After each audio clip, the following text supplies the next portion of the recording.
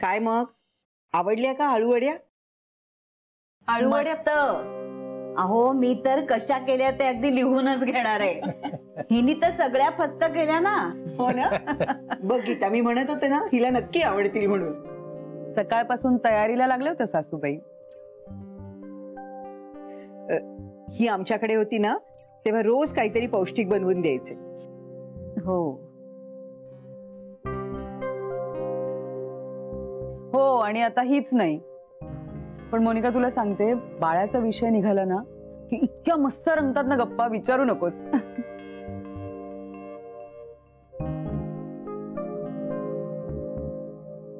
आणि अगं आईंनी तर विक्रांतच्या वेळचा पाळणा मागवलाय.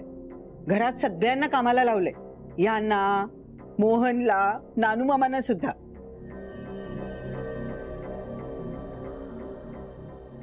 काय ना आजी, तो आमचा वंश परंपरागत पाळणा आहे, त्यामुळे तो सगळ्या नातेवाईकांकडे फिरत असतो. मुद्दा हा की घरात बाळ येणार म्हणून सगळे आता खूप उत्साहात आहेत. नाही म्हणजे गप्पा, विनोद, वेगवेगळ्या कल्पनांना नुसतं उधाण आलेलं असतं. पण ही इथे म्हणून ही त्यात नसते, आणि विक्रांतला वेळ नाही म्हणून तो नसतो. तरी मी त्याला म्हटलं, बाबा रे तू आता बाळाचा बाबा होणार आहेस, जरा वेळ दे बायकोला. नाही, आम्हालाही कळतंय तुमची भेट होत नसणार. झाली भेट? अगं बाई, कधी? विक्रांत भेटायला आले होते ना, आणि खास बोलायला सुद्धा.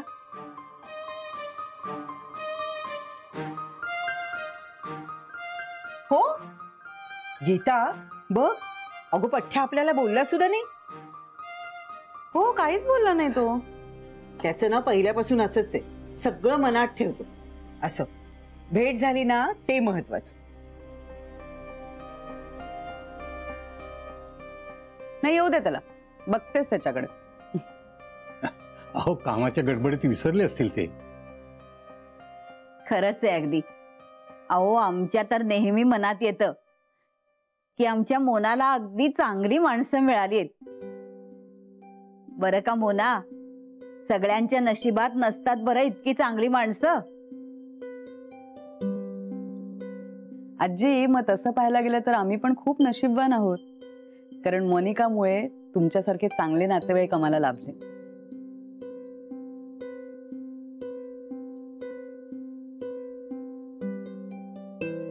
तुम्हाला सांगते, डोहाळ जेवणाला हिनी बर्फी उचलल्यापासून ना सगळ्यांना एवढा आनंद झालाय. सगळ्यांना मुलगीच हवी आहे.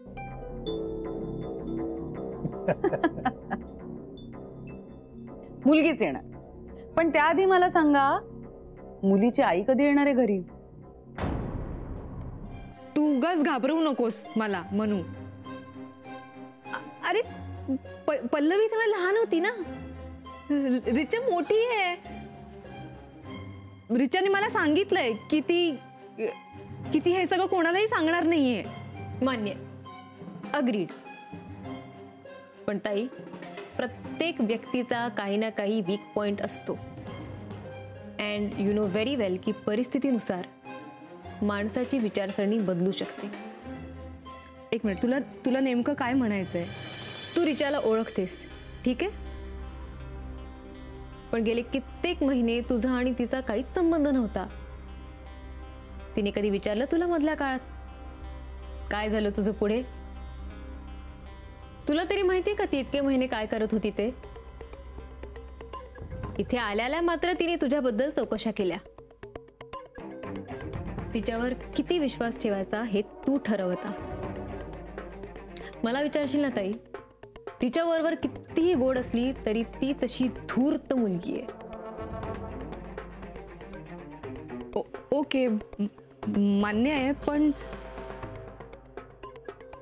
ती कशी वागत असली तरी ती माझ्या बरोबर असं का करेल? धूर्तपणा हा स्वभाव झाला ताई. ही माणसं फक्त स्वतःचा फायदा बघतात, आणि ज्याचा फायदा नाही त्याचा विचारही करत नाहीत. उगाच का तिने वयाने 12 वर्ष मोठ्या असलेल्या माणसाची इतक्या पटकन लग्न केलं? तो US चा आहे, पैसेवाला आहे. ज्यांना पैशाचं ऐकण्याची सवय असते ना, त्यांना दुसरं काहीच ऐकू येत नाही. सो लक्षात ठेव आणि पुन्हा एकदा स्वतःला विचार की तुला नक्की खात्री आहे ना की ती तुझ्याच बाजूने उभी राहील म्हणून.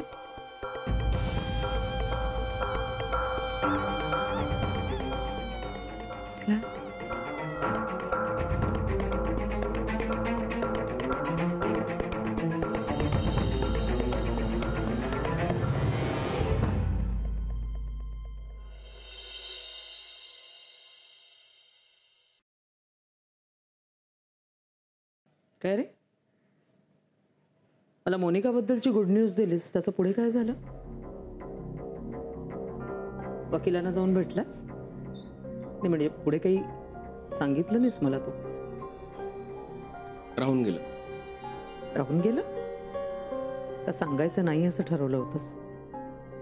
हे तू असं वागतोस आणि मग मला राग आला की तुला असं वाटतं की आत्या बोचरं बोलते. आत्या, खरं तर ह्यात लपवण्यासारखं काहीच नाहीये. आणि मी ह्याच गडबडीत होतो, अजूनही आहे. म्हणून म्हटलं की काही ठोस घडलं की सांगू तुला. म्हणजे अजूनही तसं काही घडत नाहीये?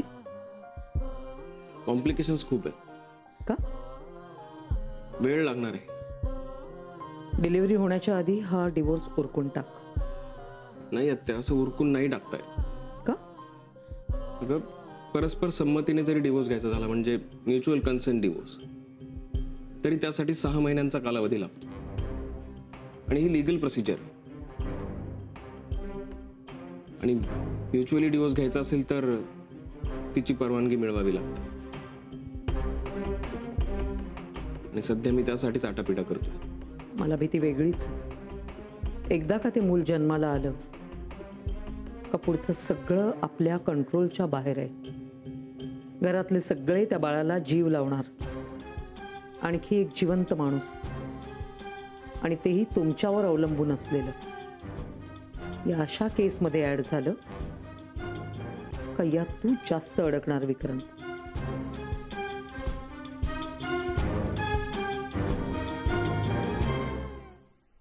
एक विचारू? विचारा ना.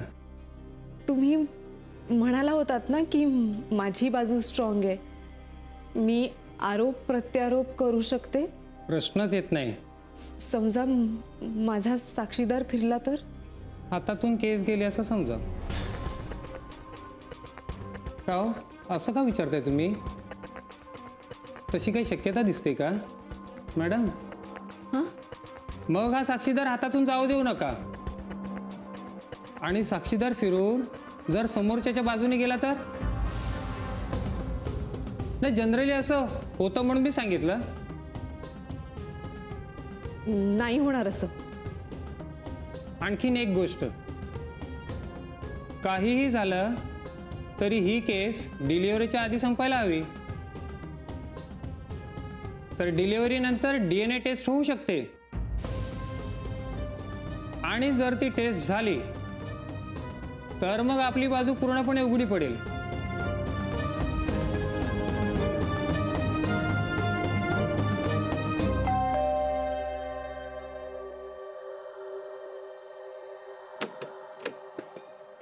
Hi aunty.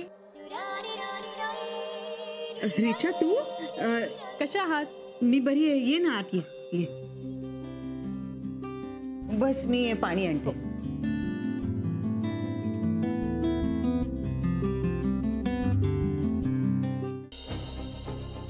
हा बोल जी.